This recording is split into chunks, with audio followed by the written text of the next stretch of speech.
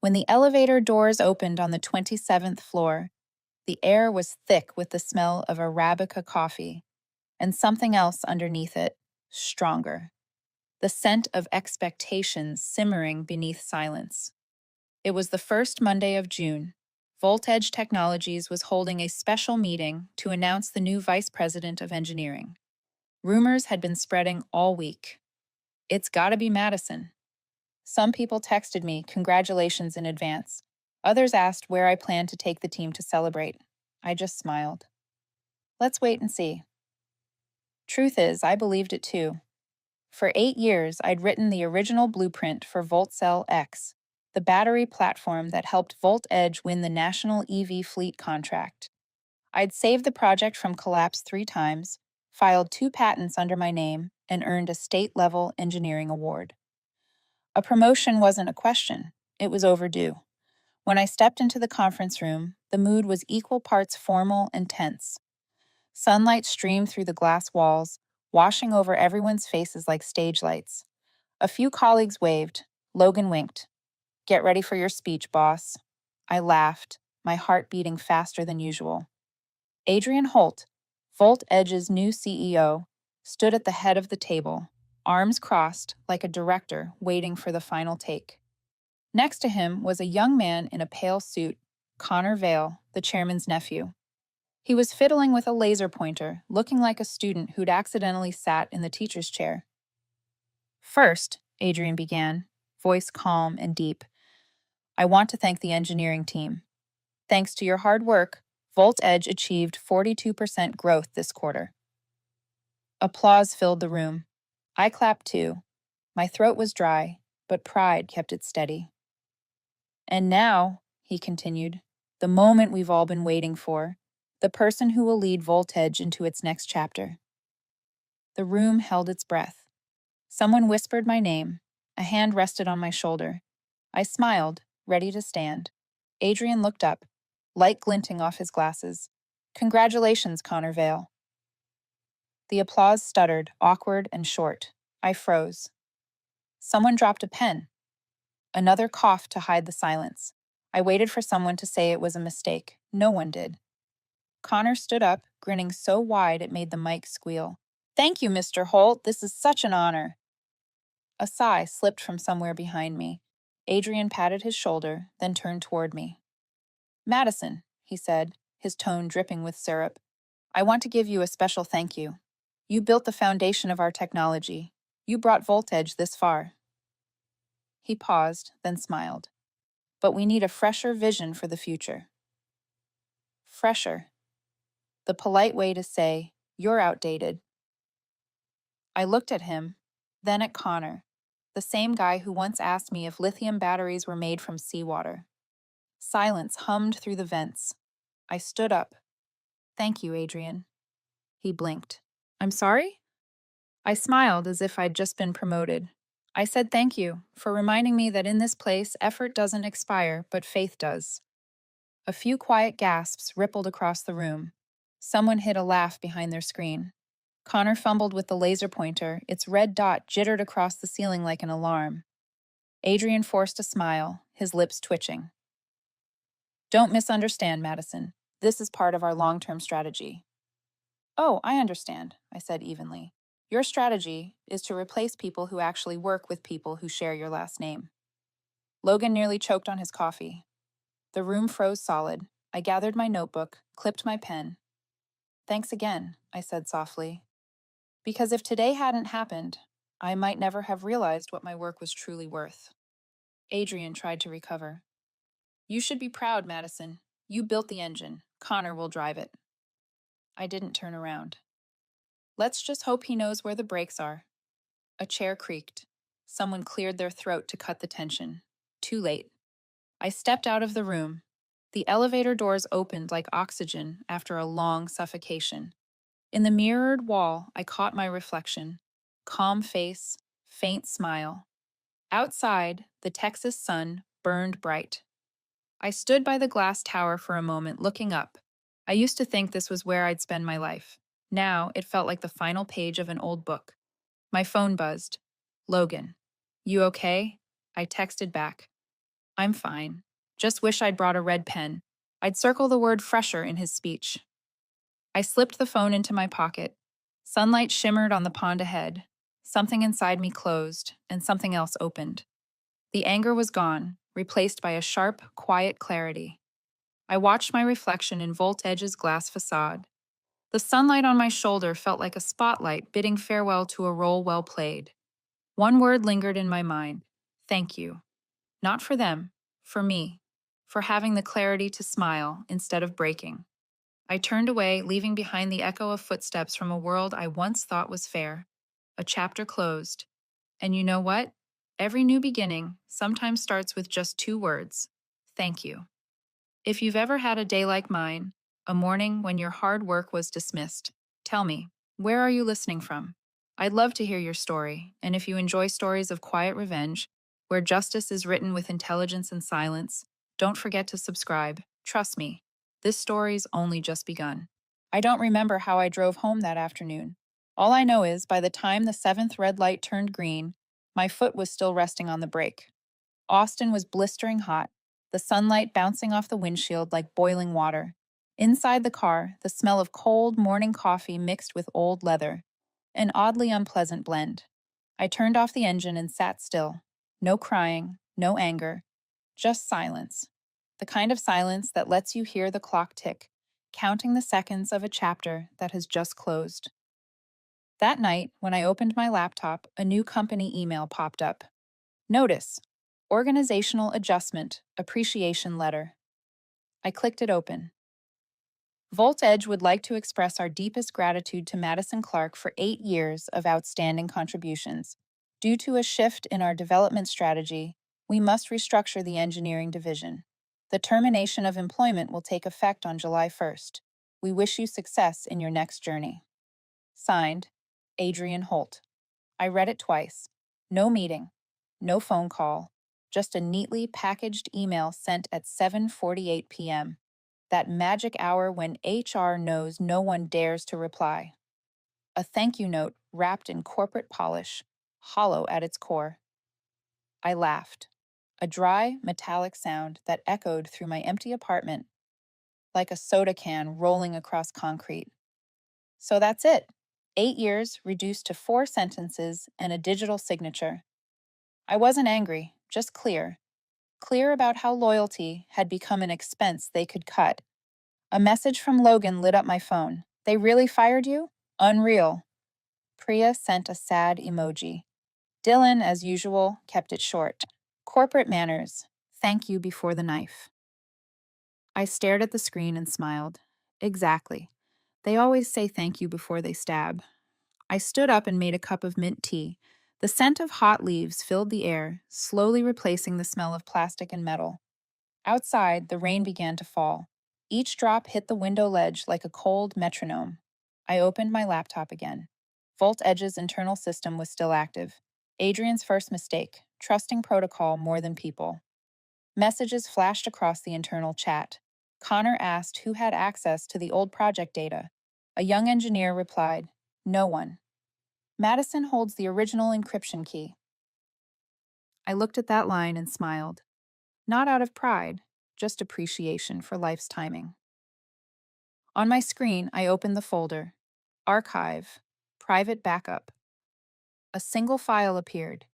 Eclipse Dynamics LLC. License DRX. My fingers hovered over the touchpad, heartbeat steady. I founded that company 2 years ago, the night Volt Edge announced a 30% cut to R&D. I was afraid they'd kill the Volt Cell project, so I filed the algorithm's core module under a separate legal entity, Eclipse Dynamics. I told myself it was just to protect my work, but deep down I knew I was preparing for a day like this. I opened the file. The clause appeared, clean and sharp. In the event of leadership change or termination of project oversight, all rights revert to the original architect until reintegration. I leaned back, eyes on the ceiling. It's strange. When they strip your title away, they sometimes hand you power they never understood. Adrian thought he'd erased me, but on paper, his termination of oversight had just triggered the reversion clause. I took a sip of tea. The bitterness spread slowly, like justice, unpleasant, but satisfying. My phone buzzed again, unknown number. I hesitated, then answered. A voice from HR, careful and gentle. Madison, I just wanted to confirm you received the letter. We're truly sorry. This is just restructuring. It's not your fault. I know, I said. Thank you for calling. Would you like to schedule an exit meeting? I think everything's already been handed over. You just haven't realized it yet. Silence. I could hear her breathing, searching for the next line on her empathy script. I hung up before she found it. The room went quiet again. Only rain. I stared at the blue glow of the screen and reopened Eclipse Dynamics. The signature was still there. Madison Clark, original architect. I touched the screen lightly. No anger, no resentment, just clarity. For the first time in years, the power was mine, not theirs. My father used to say, "Don't be afraid when someone slams a door in your face, as long as you remember where you kept the spare key." I smiled, looking out at the rain dissolving into mist. Tomorrow, Adrian would find out the system couldn't run without me. But tonight, I wanted peace. I turned off the lights, took one last sip of tea. In the darkness, the laptop screen glowed, the claws standing out like a quiet promise. All rights revert to the original architect. I whispered, then let's begin. People like to think great revenge begins with a perfect plan. The truth is, sometimes it starts with a sleepless night. 2 years ago, in the summer of 2023, VoltEdge announced a research department restructuring, which was just a polished way of saying budget cuts and shutdowns for any project that didn't make money fast enough. That evening, the lab looked like a graveyard of ideas. The fluorescent lights flickered, and the ceiling fan wheezed like a dying patient on life support. I sat alone in the cold room, watching the monitor flash thousands of lines of code slowly come to a halt, like the heartbeat of a system fading away. That's when I realized, if I didn't save it, no one would. I opened my laptop and started registering a small business. An hour later, the name Eclipse Dynamics appeared on the screen. A tiny company with a few $100s in capital, registered to a rented mailbox on South Lamar Boulevard. Founder? Me. It wasn't a reckless decision, it was instinct. The kind that grows in people who've worked long enough in places where ideas are treated like property waiting to be seized. I still remember one afternoon in a management meeting, a senior executive said, "Good engineers are replaceable, but ideas belong to the company."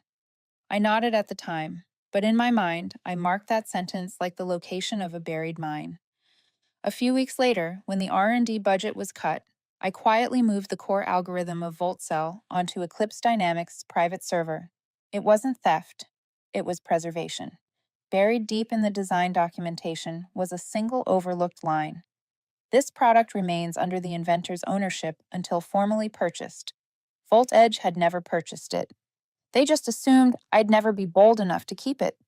I remember the moment I signed the registration form. Original architect, Madison Clark.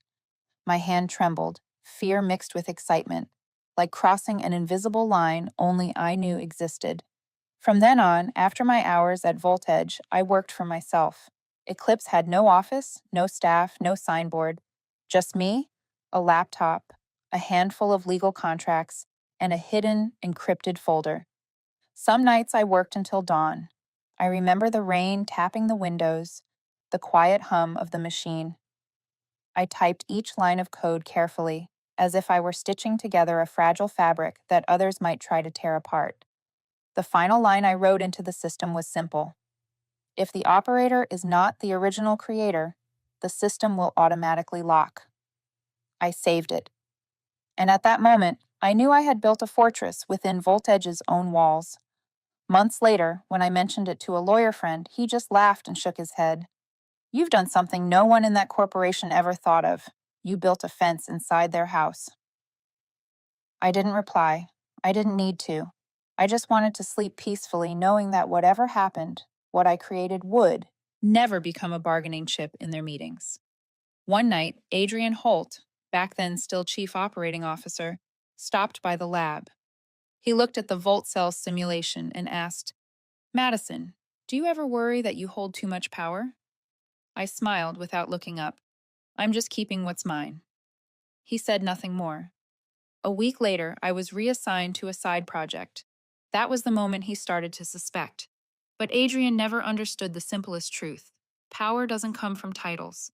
It comes from knowing when to stay silent and when to prepare.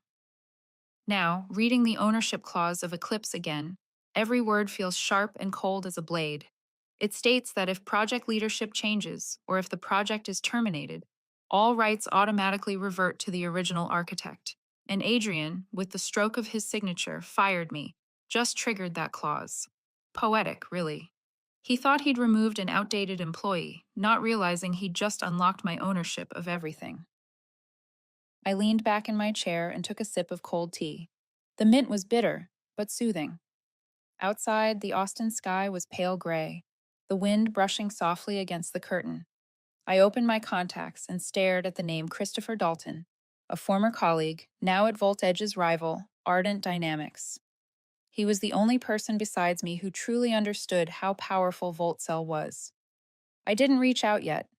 I just looked at his name and thought, sometimes justice doesn't need to be pushed. It finds its own way. My phone lit up again. A message from Logan.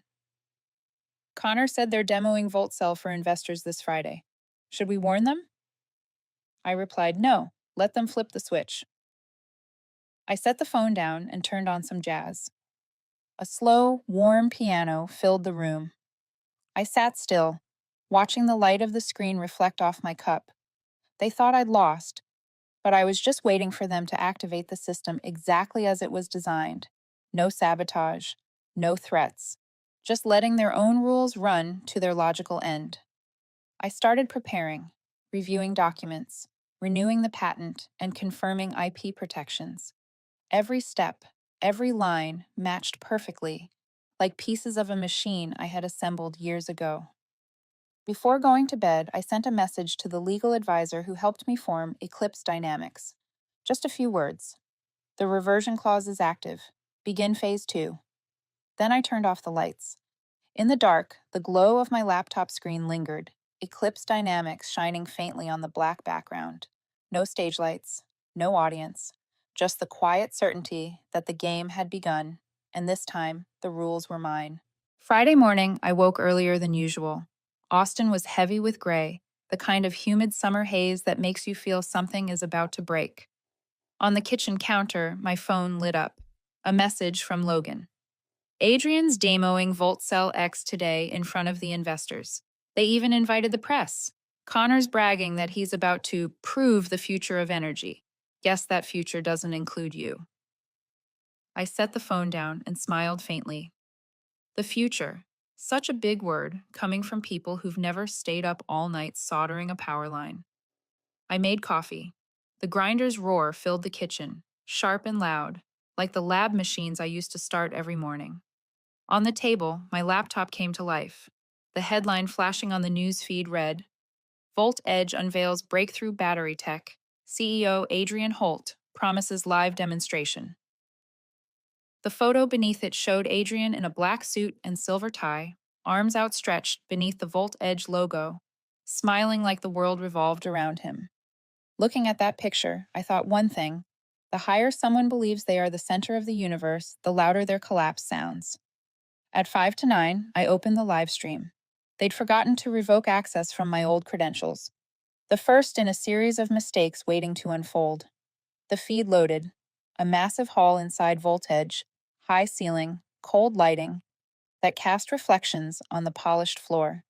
The front rows were filled with investors, reporters, and executives. Behind the stage, a giant LED screen blazed with the words, VoltCell X. The future is stored here. Adrian walked out to applause. I heard his voice through the mic. Smooth, confident, practiced like a TV commercial. Today, VoltEdge will prove we don't just talk about the future. We create it. The crowd erupted in cheers. Then he gestured toward Connor Vale, the same kid who once asked me if lithium batteries came from seawater. Now walking proudly under the spotlight. And now, Adrian said, let our new VP of Engineering, Connor Vale, activate VoltCell X.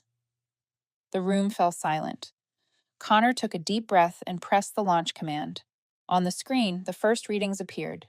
Output, current, charge rate. A few early claps, investors nodding. Adrian was smiling like a man convinced he had conquered the world. Then, mid-applause, the screen flickered. The indicator light on the console shifted from green to yellow. A dry, metallic click echoed through the hall, like a lock closing. The display flashed 3 times, then froze with a line of text. Access not verified. Silence. A reporter laughed softly, thinking it was part of the show. Adrian raised a hand. No problem. Just a signal glitch. Connor hurriedly tried again. This time the screen flared bright, then went black, replaced by bolder text. Unauthorized activation. Whispers rippled through the audience. One investor leaned to another.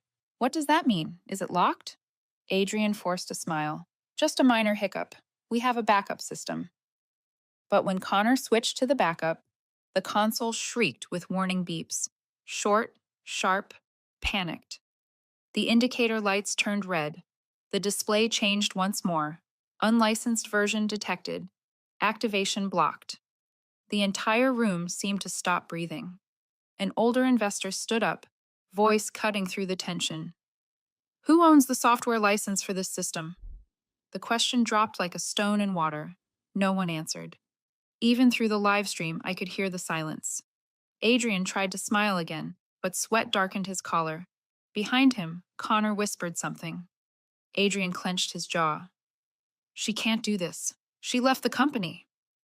But the system recognizes her as the only authorized user, Connor stammered. I leaned back, lowering the volume, watching the live chat explode beneath the video. Did Voltage lose ownership of the tech? Wasn't VoltCell designed by Madison Clark? Did they even check licensing before the demo? Comments flooded the screen. Thousands watching. Dozens of reporters filming. VoltEdge's stock began to drop before the presentation even ended. I saw Adrian wipe his face with a trembling hand. His voice wavered as he turned back to the audience. Ladies and gentlemen, this is just a test run. A minor technical issue. VoltEdge remains in full control of the platform. And right then, as if on cue, every light in the hall went dark. A thick, absolute silence. Voices rose. Confusion. Chairs scraping. The screech of feedback from the mic. Seconds later, the backup lights flickered on. On the main screen, a single message appeared. Steady, unblinking, sharp as metal. Ownership has been reverted to the original architect. No logo, no signature, just that line, cold and final, ending the presentation in absolute shock. A reporter stood and shouted, Mr. Holt, can you confirm who the original architect is? Adrian didn't answer. He just stared at the screen, pale, like a man staring at his own reflection underwater. And in that moment, under the dim lights, I saw it, an empire collapsing, not from an enemy, but from its own arrogance. I closed the live stream. Thunder rolled in the distance. In my apartment, the blue glow of the laptop shimmered on my cup of cold tea. I didn't cheer. I didn't shout victory. I simply smiled, tired but calm, like someone watching justice unfold without a courtroom. Messages from Logan poured in. They're panicking. Stock down 12% in 10 minutes. Adrian just left the stage. No one knows where he went. I typed back. Let them breathe. There's more to come. I set the phone aside and looked out the window. The sky was heavy, split now and then by lightning. From this moment on, everything had shifted. Voltage had once been the place where I gave my best years. Now, it was the perfect example of a lesson tech companies rarely learn. When you underestimate the person who built your foundation, that foundation will crumble beneath you. I took the last sip of tea and whispered to myself, Thank you for the performance, Adrian. You just proved I was never wrong. Outside, the rain began to fall. Steady, rhythmic, and beautiful. That afternoon, Austin was covered in a dull gray haze. The rain fell steadily, mixed with the wind, as if the entire city were holding its breath, waiting for something to break. I sat by the window, reading the headlines flooding every news feed. Volt Edge fails during live tech demo.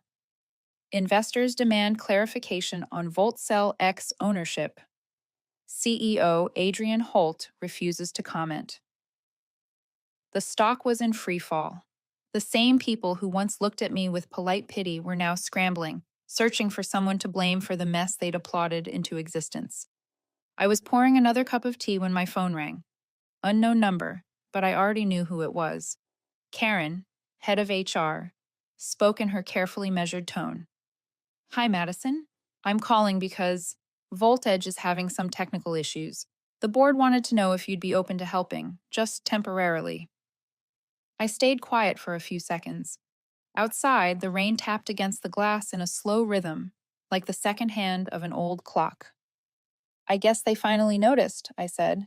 The clause they ignored for 8 years. Karen hesitated before replying softly. I've seen it. You still own the rights to VoltCell, don't you? Not own, I corrected. Reclaimed. Her voice lowered. If you're willing to cooperate, VoltEdge is prepared to offer a very generous sum. I smiled.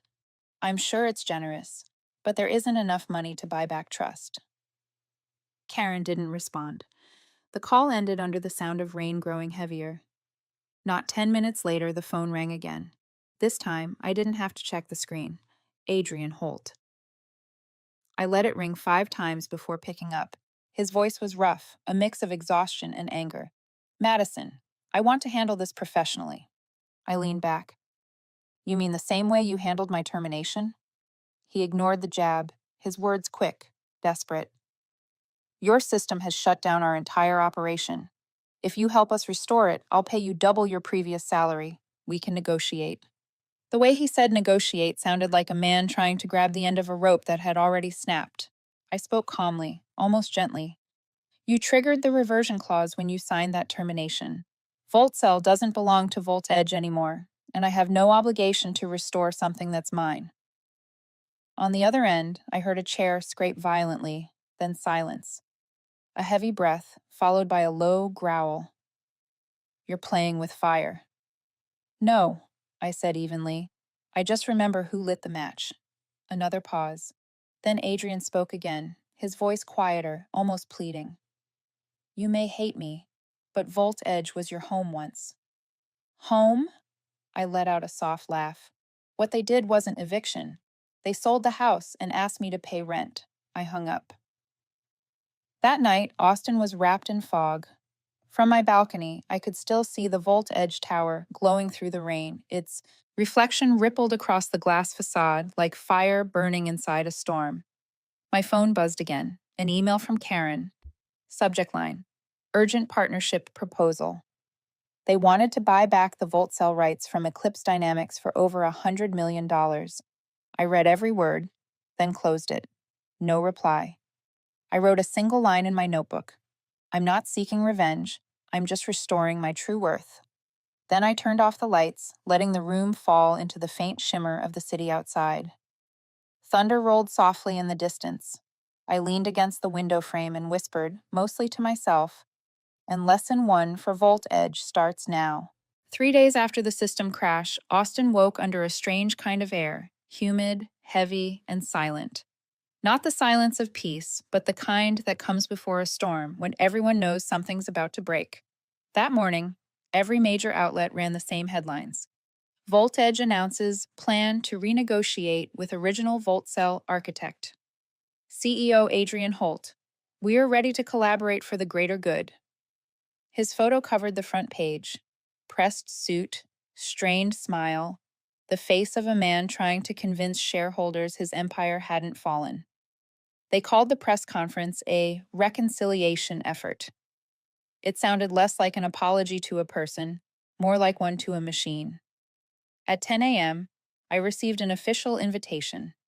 A private meeting with VoltEdge's board of directors at the Grand Line Hotel, 32nd floor, a room with glass walls overlooking downtown Austin.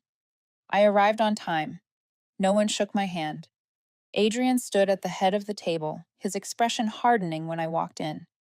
I set my bag down, poured myself a glass of water, and waited in silence. The board chairman spoke first, his tone careful, deliberate.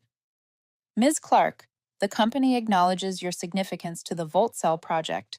We'd like to discuss the possibility of renewed collaboration as a strategic partner. I looked around the table, 8 faces, 8 versions of the same emotion: tension, hesitation, faint hope, and a pride that refused to die. Adrian stared out the window, saying nothing. I'm listening, I said evenly. The CFO leaned forward. We're prepared to offer $150 million for the full acquisition of VoltCell's rights. In addition, you'd return as Vice President of Technology. The air seemed to freeze. A large number, a powerful title, a safe umbrella. I slowly rotated my glass, watching ripples shimmer against the surface. And if I refuse? I asked. No one answered right away, only the soft hum of the air conditioner and the faint tap of a pen against the table. Finally, Adrian spoke. Madison, we don't have to turn this into a war. I understand you're angry, but be realistic. Eclipse can't compete at Volt Edge's scale. I met his eyes. You're right, but Volt Edge can't compete with its investors' loss of faith. The tension shifted. The legal director cleared his throat. You should take some time to consider. We'd like to maintain a positive relationship. I nodded. I like that idea, though positive should probably start with respect. I reached into my bag and pulled out a folder. This is my proposal. Not Volt Edge buying Volt Cell, but Volt Edge becoming Eclipse Dynamics' first client. A wave of whispers spread across the table. Adrian frowned. Client? Exactly, I said softly. The system will be relicensed under commercial terms for a limited duration. No more shared ownership. If Volt Edge wants to use it, they pay like everyone else. I slid the folder forward. The cover page read clearly, Exclusive Time-Limited Licensing Agreement, Eclipse Dynamics. All eyes locked on it. The chairman flipped through a few pages and stopped at a clause. The purchaser agrees not to access or modify the original source code. All updates, maintenance, and audits are the responsibility of Eclipse Dynamics. Adrian exhaled sharply, voice low. You're turning Volt Edge into a customer of the very technology you created. Don't you find that ironic? I looked at him, calm. No, I find it fair. Another board member spoke, cautiously conciliatory. Ms. Clark, this is unconventional, but if it stabilizes the company, I'm willing to review it. I stood. Thank you. Please review it carefully. The final clause includes a deadline. Deadline? Yes. 72 hours. After that, Eclipse signs an exclusive deal with Ardent Dynamics. Silence filled the room. Thick. Absolute. Even the air felt still. Adrian's hands tightened around his chair, his face darkening. I tilted my head slightly, my tone light as air. Last time you signed too fast without reading the fine print. Don't make the same mistake again. I gathered the remaining documents and walked out. Behind me, they stayed motionless. People who once moved millions now frozen, counting every second. When the elevator doors closed, I took a slow breath.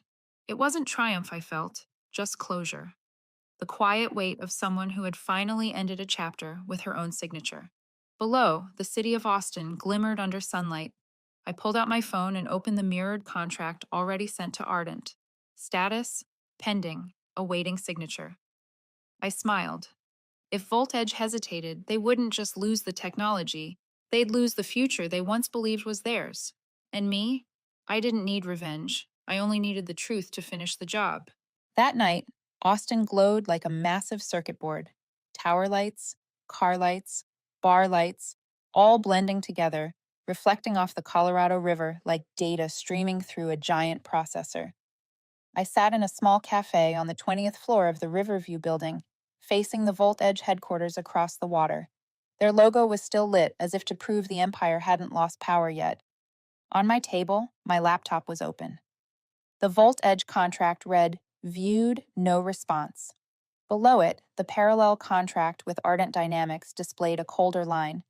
In negotiation, draft updated. I took a sip of coffee. Bitter. Just enough to stay sharp. Exactly how I liked it. My phone buzzed. A message from Chris Dalton, Ardent's representative, and an old friend who'd left Voltage years ago. Eclipse is doing great. The Ardent board's ready to sign, just waiting on your final confirmation. Be honest. Do you actually want Voltage to still have a chance? I looked across the river. The lights on the Voltage tower shimmered faintly. There's always a chance, I typed back. It just expires. The next morning, Tech Finance ran a full-length piece. Voltage's 72-hour countdown. Can they reclaim Voltcell? The reporter painted it like a race against time. Shareholders panicking, investors threatening to pull out, competitors circling. They called me the hidden architect, holding the key to the future of clean energy. I didn't care for the title, but I didn't deny it either. If they wanted to frame it as a power struggle, I saw no reason to explain that all I ever wanted was fairness. By day 2, Voltage began to move. A corporate attorney emailed me. Polite, measured. We'd like to renegotiate the licensing terms. The board hopes both parties can continue developing Voltcell together. I read it, but didn't reply. An hour later, another email arrived. This time, the number had increased. 200 million. Still, I said nothing. By afternoon, rumors started spreading. Voltage was preparing to sue Eclipse Dynamics for unlawful possession of intellectual property. I just smiled. They still didn't understand. The only thing I'd ever kept was the dignity they threw away. That night, I met Chris Dalton at Ardent's office. No ceremony, no paperwork, spread across the table. Just two people who'd both been discarded by the same system, sitting across from each other again. Chris asked, "You're sure you want to go through with this? Once you sign with Ardent, Voltage won't recover." I met his gaze. "They fell on their own. I just stopped holding them up." He smiled faintly, then leaned forward. "Ardent's offering Eclipse full operational control of Voltcell. You'd serve as chief advisor. I only need one answer. Are you signing?" I looked down at the contract. Every line cut clean, sharp as engraving. This wasn't a transaction. It was a declaration that knowledge can protect itself. I picked up the pen. Before signing, I asked quietly, there was a time I believed if you did good work, people would respect you." Chris's voice was low. "And you learned respect is the rarest form of energy." I signed. One stroke, precise, final. By morning, the headlines erupted. Ardent Dynamics signs strategic partnership with Eclipse Dynamics. Voltcell rebranded as Eclipse Core. Voltage loses exclusive rights. The article called it one of the largest ownership shifts in the history of the U.S. energy sector. I didn't watch the news. I just opened my inbox. Among hundreds of congratulations sat a short, unsigned email with no subject line from Adrian Holt. Only one sentence. "You won, but are you happy?" I read it several times. Then I typed my reply. "No, I didn't win. I just lived by something you never understood." Send. That afternoon, I went back to the same cafe. From the window, I could see the Voltage building. The logo now dim, only a few floors still lit. Reporters clustered outside, waiting for a statement. I sat quietly, listening to the clink of cups, the wind slipping through the window frame. No victory marches, no fireworks. Just the calm of someone who'd placed the final brick on the wall of her own justice. I whispered to myself, every system has its failsafe. People do too. You just have to remember how to trigger it. I stood, packed my things, and turned to leave. On my phone, a notification appeared. Voltage files for corporate restructuring. I smiled faintly. No applause, just the sound of wind sweeping over the river. A reminder that every ending, no matter how loud, always fades into quiet. The news of Voltage filing for restructuring spread like a lightning strike. By the next morning, every financial outlet was screaming the same headlines. Volt Edge loses operating rights to VoltCell. Company declares emergency restructuring.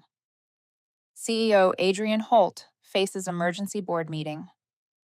Investors ask, what really happened inside the tech empire? Television networks looped the same footage. The front gates of Volt Edge headquarters swarmed with reporters. I watched it in silence, the glow from the screen reflecting on the cup of cold coffee beside me. Not joy, just a strange stillness, like watching a building you once lived in being torn down, brick by brick, each one still carrying your fingerprints. At noon, Logan called. His voice trembled between disbelief and sadness. Madison, they let go of almost the entire engineering division. Adrian was forced to resign. He walked out today. No one said goodbye. I listened quietly, the wind faint through the phone. What about you? I asked. I turned in my notice this morning. A few of us from the old team are leaving too. We're thinking of joining Eclipse if you have room. I smiled. Eclipse always has room for people who know their worth. After we hung up, I stepped out onto the balcony. Austin's sky was clear after the rain. The towers reflected sunlight so bright it made my eyes ache. The city felt like it was starting over, though I'd done that years before they ever thought to. By 3 p.m., an internal memo leaked online. Adrian Holt resigns as CEO of VoltEdge Technologies. The board has appointed the CFO as interim head to oversee restructuring. Soon after, a video surfaced. Adrian walking out of the building. No reporters shouting. No employees waving goodbye. Just wind sweeping through the empty parking lot, rustling discarded newspapers around his feet. I watched it 3 times. Not out of satisfaction, but to remember the feeling. The moment someone who thought himself untouchable bowed to the consequences of his own choices. For a second, I wondered, if that day he hadn't said efficiency matters more than loyalty, would things have been different? Probably not. People who think they own everything always forget loyalty can't be written into payroll. By late afternoon, a journalist I used to know called. Ms. Clark, he said, we're publishing a feature on the fall of Volt Edge. If you'd like, you can share a few words about your journey. I thought for a moment, then said, just print one line for me. Not about me, about that company. What line? He asked. Volt Edge didn't collapse because of technology. It collapsed because it forgot the people behind the technology. He went silent for a few seconds, then said quietly, thank you. I knew he'd print it exactly as I said, and I wanted him to, because sometimes justice doesn't need to shout. It only needs a truth that can't be edited. That evening, I returned to the Eclipse office. No longer the tiny apartment it once was, but a full 12th floor suite in a new building. Warm lights, steady hums of keyboards, the rhythm of a company alive. On the wall, the new logo glowed. Eclipse Dynamics, the letter E shaped like an orbit. I stood there for a while. Sometimes the brightest light comes from what was once in the shadows. Lynn, my assistant, approached. Madison, the engineers from Voltage just arrived. They said they're ready to start tomorrow. I nodded. Give them space, but remind them. Here, every blueprint bears the name of its creator. No one gets erased. Lynn smiled. Message received. Through the glass, the last light of sunset was fading behind the old skyline. Across the river, the Volt Edge sign still flickered, faint and uneven, like the final bulb in an empty room. That night, I sat alone, writing in the old brown leather notebook I'd kept since my engineering days. On the page, I wrote, I don't need to prove they were wrong. I just need to prove that silence can have weight. I closed the notebook and looked up. The breeze through the window carried the first, cool hint of fall. Somewhere outside, a car passed, its taillights reflecting red across the glass. Everything was finally still. No tension, no anger, just the calm of someone who'd settled the debt between justice and self-respect. I knew the press would keep talking about Voltage tomorrow, but for me, that story was over. Because when an empire falls, it isn't the end. It's the opening line for those brave enough to rewrite the rules. And I was simply the first to pick up the pen, The news of Voltage filing for restructuring spread like a lightning strike. By the next morning, every financial outlet was screaming the same headlines. VoltEdge loses operating rights to VoltCell. Company declares emergency restructuring. CEO Adrian Holt faces emergency board meeting. Investors ask, what really happened inside the tech empire? Television networks looped the same footage. The front gates of VoltEdge headquarters swarmed with reporters. I watched it in silence, the glow from the screen reflecting on the cup of cold coffee beside me. Not joy, just a strange stillness, like watching a building you once lived in being torn down, brick by brick, each one still carrying your fingerprints. At noon, Logan called. His voice trembled between disbelief and sadness. Madison, they let go of almost the entire engineering division. Adrian was forced to resign. He walked out today. No one said goodbye. I listened quietly, the wind faint through the phone. What about you? I asked. I turned in my notice this morning. A few of us from the old team are leaving too. We're thinking of joining Eclipse if you have room, I smiled. Eclipse always has room for people who know their worth. After we hung up, I stepped out onto the balcony. Austin's sky was clear after the rain. The towers reflected sunlight so bright it made my eyes ache. The city felt like it was starting over, though I'd done that years before they ever thought to. By 3 p.m., an internal memo leaked online. Adrian Holt resigns as CEO of VoltEdge Technologies. The board has appointed the CFO as interim head to oversee restructuring. Soon after, a video surfaced. Adrian walking out of the building. No reporters shouting. No employees waving goodbye. Just wind sweeping through the empty parking lot, rustling discarded newspapers around his feet. I watched it 3 times. Not out of satisfaction, but to remember the feeling. The moment someone who thought himself untouchable bowed to the consequences of his own choices. For a second, I wondered, if that day he hadn't said efficiency matters more than loyalty, would things have been different? Probably not. People who think they own everything always forget loyalty can't be written into payroll. By late afternoon, a journalist I used to know called. Ms. Clark, he said, we're publishing a feature on the fall of VoltEdge. If you'd like, you can share a few words about your journey. I thought for a moment, then said, just print one line for me, not about me, about that company. What line? He asked. VoltEdge didn't collapse because of technology. It collapsed because it forgot the people behind the technology. He went silent for a few seconds, then said quietly, thank you. I knew he'd print it exactly as I said, and I wanted him to. Because sometimes justice doesn't need to shout. It only needs a truth. That can't be edited. That evening, I returned to the Eclipse office. No longer the tiny apartment it once was, but a full 12th floor suite in a new building. Warm lights, steady hums of keyboards, the rhythm of a company alive. On the wall, the new logo glowed. Eclipse Dynamics, the letter E shaped like an orbit. I stood there for a while. Sometimes the brightest light comes from what was once in the shadows. Lynn, my assistant, approached. Madison, the engineers from VoltEdge just arrived. They said they're ready to start tomorrow. I nodded. Give them space, but remind them. Here, every blueprint bears the name of its creator. No one gets erased. Lynn smiled. Message received.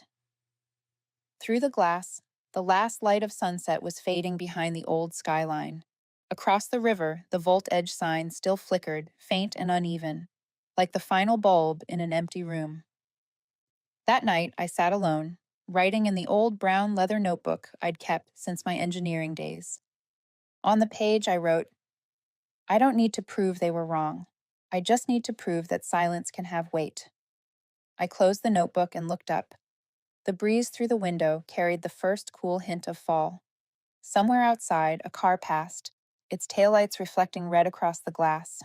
Everything was finally still. No tension, no anger, just the calm of someone who'd settled the debt between justice and self-respect.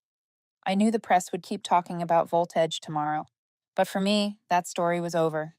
Because when an empire falls, it isn't the end. It's the opening line for those brave enough to rewrite the rules. And I was simply the first to pick up the pen. 3 weeks after Voltage filed for restructuring, fall arrived in Austin. The air was cool enough that you could see your breath dissolve into the morning mist. Every morning, I still walked along the river, an old habit I hadn't quite replaced. Across the water, the Voltage Tower still stood, silent. Its logo is dimmer than before, the glass no longer catching sunlight the way it used to. Looking at it, I didn't feel satisfaction, just peace. A late peace, but deep enough to make me understand that true justice doesn't need to be granted. It arrives when you stay steady long enough. Eclipse Dynamics was growing faster than I ever imagined. The new lab was full of light, filled with the sounds of keyboards, instruments, and the occasional laughter of young engineers arguing over designs. I no longer sat in a quiet corner. Now I walked among people who had once been the old parts of Voltage, the ones who understood the value of truth, of work, and of having your name on what you built. One morning, Lynn, my assistant, set down a fresh newspaper on my desk. The front page showed me at the signing ceremony for a clean energy partnership with the Department of Transportation. The headline read, "Eclipse, from Volt Edge's ashes to America's new tech icon." I looked at the photo, then set it aside. Once, words like that would have made my heart race. Now they didn't. Because I'd learned, the point isn't to be seen, it's to be understood. That afternoon, I received something rare these days, a handwritten letter. It was from Logan, the young engineer who once texted me, "You're smiling right now, aren't you?" His handwriting was still slightly tilted, careful and sincere. "I just wanted to say thank you. Because of you, I learned that loyalty isn't obedience. I'm leading a new design group now. We're naming our module Integrity Core. I hope that's okay." I folded the letter, holding it between my hands for a moment. Maybe that was VoltCell's true legacy, not the technology, but the trust it left behind. That night, I sat alone on the rooftop, looking out over the city glowing below. Every light in those windows told a story, some just beginning, some ending. I had ended once too, and thought it was over, but sometimes endings are just a different shape of beginning. I remembered that morning when Adrian told me I was no longer aligned with the company's vision. I remembered packing my files, standing tall, and saying 2 words, "Thank you." Not because I was weak, but because I knew every storm leaves silence behind, and in that silence you finally hear yourself. Now I felt no anger.